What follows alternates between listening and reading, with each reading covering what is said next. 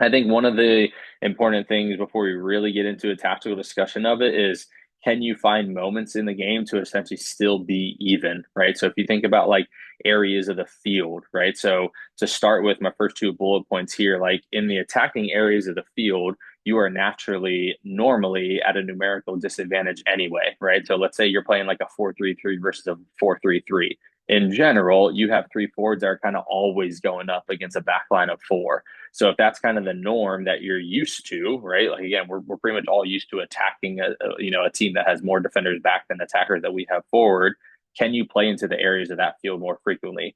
Yes, you might be a possession based team, but that maybe you haven't trained your team how to play direct, but now is the time to do it, right? So do you hit goal kicks long and to a side, right? If you hit a goal kick right down the middle of the field, whoever wins that second ball, yeah, you might feel, oh my gosh, we're down a man. That's why we didn't win that.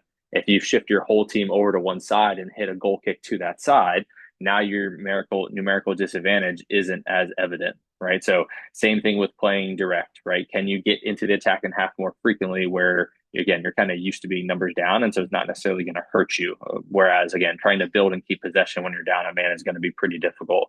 Lopsiding your formation, so field tilt, I would argue is kind of like a new big trend in soccer. So can you essentially lopside or tilt your formation to still get the numbers that you want? So, for example, if you play a 4-3-3 and the best player on your team is your right winger anyway, that you always try to kind of force the ball to, maybe when you go down a man, you just play without a left winger, right? So it doesn't have to be, oh, I got to keep my formation symmetrical. So, I'm going to take out, a center mid or whatever it is, right? Like you can still get, again, the numbers you want in an area of the field, right? And then again, in terms of moments to be even, every restart, right? Every single set piece, kind of where you put your guys, every time you earn a corner, every time you earn a foul in the attacking third, that is a moment where you can still be really dangerous, even though you're down a man. Throw ins are another great example. Throw ins are moments where you can organize your entire team, right? You can almost kind of joystick them a little bit.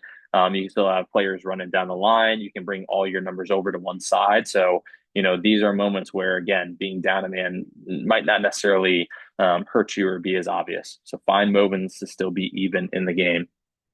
And then the real biggest kind of tactical piece of it is what position can you sacrifice? And again, it relates to the game state, right? If you need to hunker down because you're up 1-0 and you got a red card in the 85th minute, then yeah, you probably want to sit in like two banks of four or a 5-4 and just kind of sacrifice your forward on the field. Again, do you want to stagger your formation because you have more strength on one side of the field?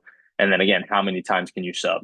If you're still getting after a game and you can sub a lot, then yeah, keep your forwards on, keep your center mids on, whatever it is, and just rotate them through that they stay fresh. Again, you don't just have to drop into a super defensive shape. Um, Based on style of play, of course, I would argue most coaches do automatically sacrifice an attacker. But again, I want you guys to kind of think about, is that absolutely necessary? So, if you're playing a formation with three midfielders, can you sacrifice a midfielder and just kind of skip your midfield, right? Play a little bit more direct. And of course, personnel matters. If you have two midfielders that can cover a ton of ground, great. Maybe you won't really even notice the effects of being down a man. Again, if you're already losing and you're playing a back four, you just go to a back three rather than saying, "Oh, I'm going to take a forward off and I just hope one of my other guys makes something happen." Right? You can still play with a 4-3-3 becomes a 3-3-3, right? If you're really chasing the game. Okay, so just a couple things to think about. So it's not just okay, I'm just going to sub my forward off. Okay, so I want to take a little time on this here, just looking at different formations, and again, what position do you really want to sacrifice? And again, game state is the most important, but just something to kind of think about, just kind of almost like some suggestions from me. So 4-3-3 setup here, attacking this goal. Again, I would argue the easiest thing is just to take off a forward, right? So if you want to take off your nine, okay, maybe we can still really attack the wide areas. Maybe our game principle is, getting our wingers into 1v1 anyway. Again, maybe my left winger is my best player on the ball.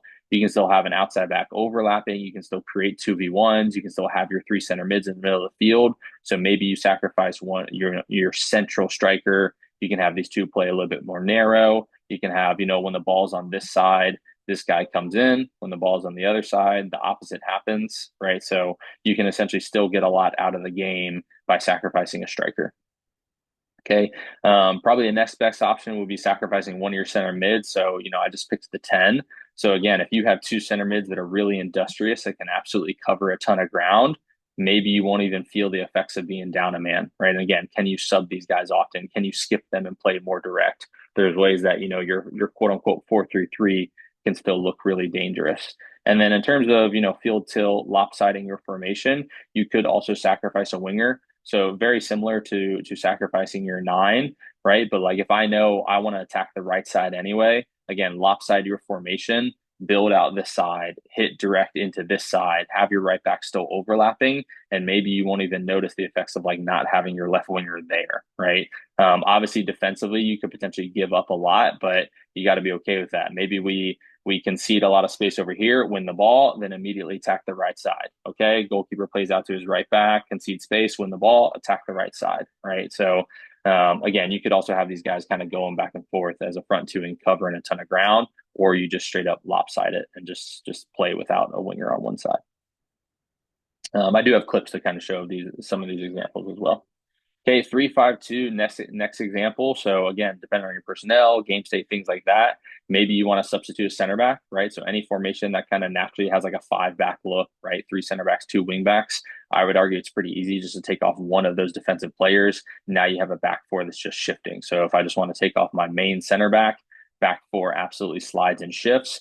You can kind of keep the rest of your principles in place, right? I still have my 2 forward threats, central forward threats. I still have 3 in midfield. I can still get my wing backs going forward, and you just slide your back line like a pendulum.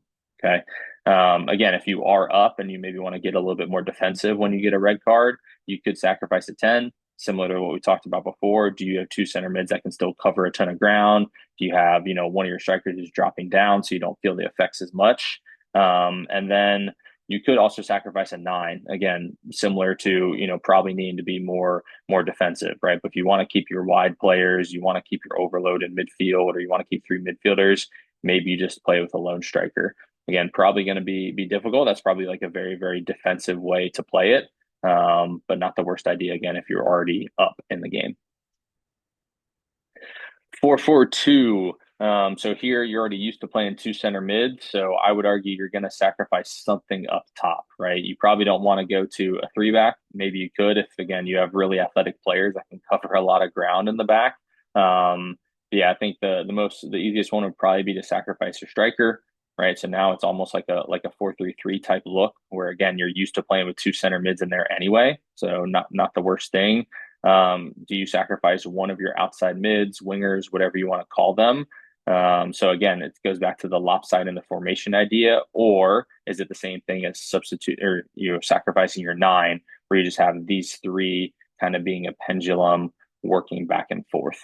All right, and then the last example I said was sacrificing a center mid, but what it really would become is actually going to 3 center mid. So it's more accurate, probably saying you're sacrificing a wide player. So what I mean by that is if you do take out a center mid, you're probably going to have those wide players play very narrow, right? So it just becomes like a 4-3-2 essentially look. And again, as you have the ball, if your left back's getting forward, this guy can get out wide, create a 2v1, everyone comes over. You might not quite feel the effects of like not having anyone on this side.